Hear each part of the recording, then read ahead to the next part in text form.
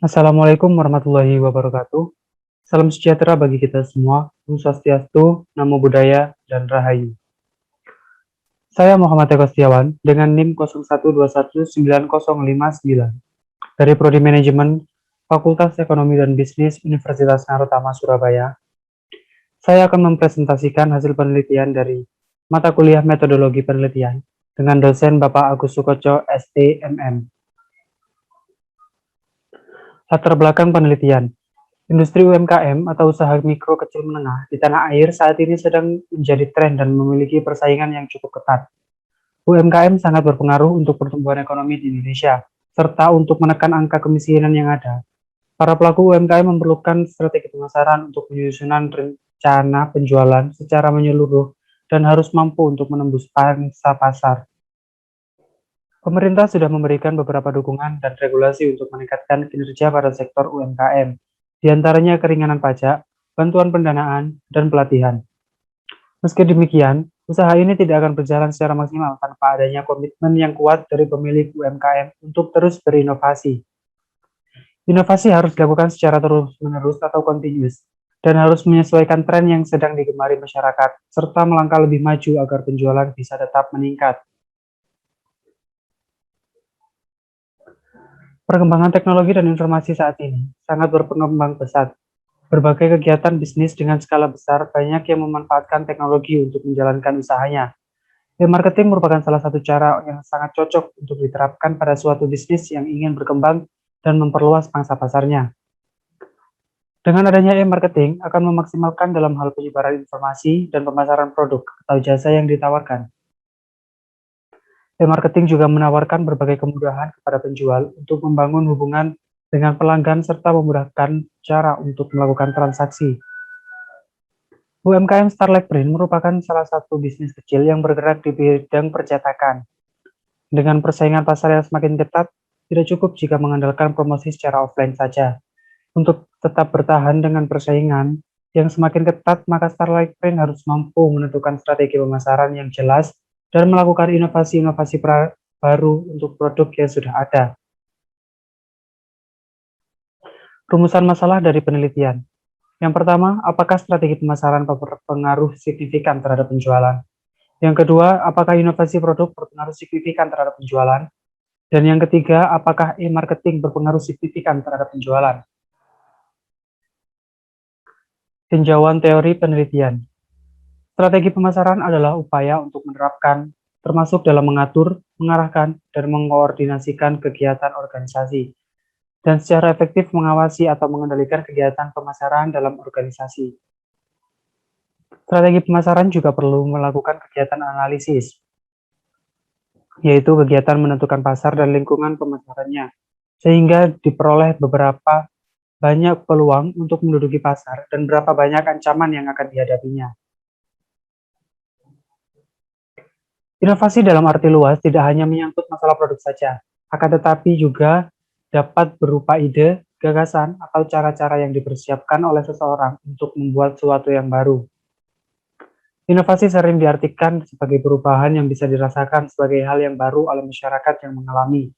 Namun dalam konteks pemasaran dan perilaku konsumen, inovasi juga bisa diartikan dengan produk atau jasa yang sifatnya baru.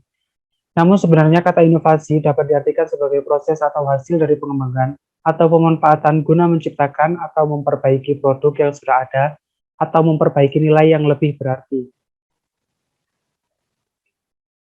Menurut Hasan pada tahun 2013, e-marketing merupakan salah satu cara media untuk berpromosi. Teori pemasaran dan praktik penjualan mengalami berbagai transformasi karena adanya pergeseran pemasaran dari pemasaran siaran dan media cetak menuju pemasaran yang menggunakan media interaktif. Teknologi Informasi dan Komunikasi atau TIK memperkenalkan konsep pemasaran yang lebih responsif yang merupakan media pemasaran pada masa depan. Konsep yang dimaksud adalah penggunaan internet sebagai media interaktif utama. Internet memiliki kapasitas yang besar, cepat, efisien, dan memungkinkan pertukaran informasi secara interaktif.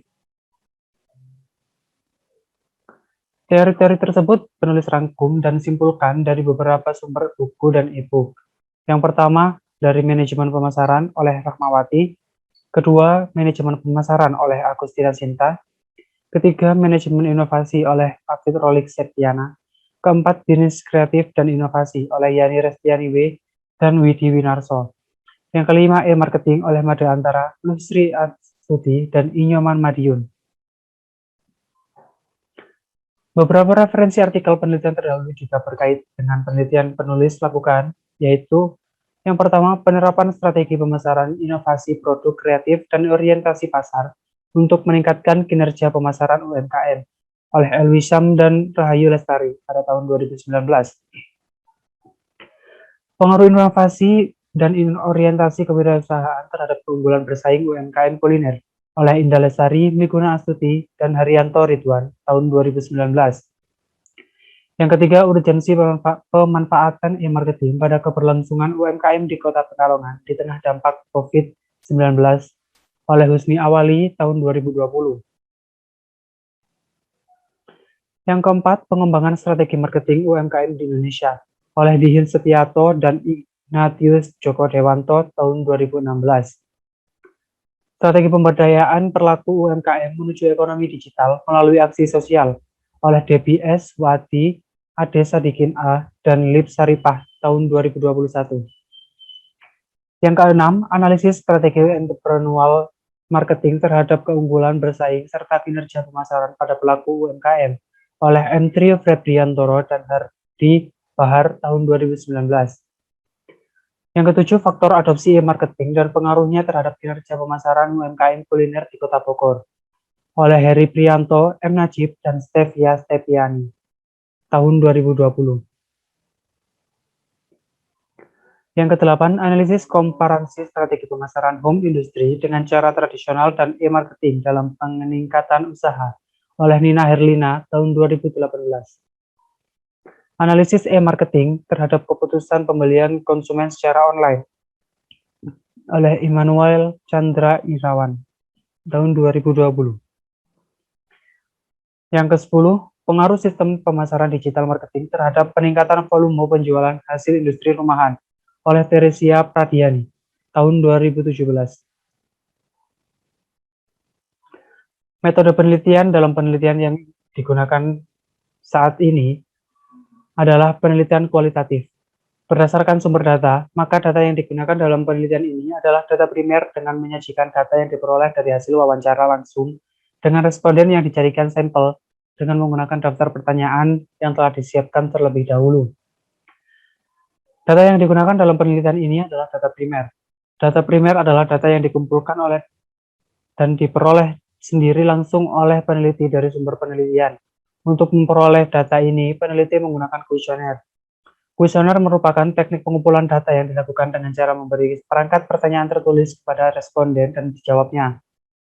Dalam penelitian ini, yang menjadi sampel atau populasi adalah para konsumen Starlight Brain dengan mengisi kuesioner yang telah disediakan. Dari data yang diperoleh yang sudah dilakukan dengan menyebarkan kuesioner dan diuji menggunakan aplikasi SPSS, maka penulis dapat menyimpulkan hasil yang didapat dalam penelitian ini. Yang pertama, dari data uji validitas dan reliabilitas. Dari pernyataan pada kuesioner yang telah disebar dengan jumlah 25 sampel yang diuji menggunakan aplikasi SPSS dengan nilai corrected item total correlation, seluruh pertanyaan lebih dari 0,3 atau R lebih dari 0,3, maka item kuesioner tersebut dinyatakan valid. Untuk nilai Cronbach's alpha juga lebih dari 0,7, maka item kuesioner tersebut sudah memenuhi uji reliabilitas. Untuk lebih detail bisa dilihat pada tabel yang tersedia di bawah.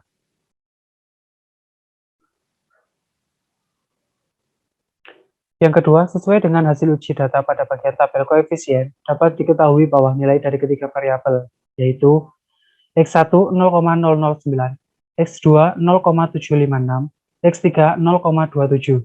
Dengan hasil variabel tersebut, maka dapat disimpulkan bahwa X1 dan X3 berpengaruh signifikan terhadap Y, karena nilai variabel X1 dan X3 lebih kecil dari 0,05, sedangkan nilai variabel X2 lebih dari 0,05, maka variabel X2 dapat disimpulkan kurang berpengaruh signifikan terhadap Y. Lebih detail bisa dilihat pada bagian tabel di bawah ini.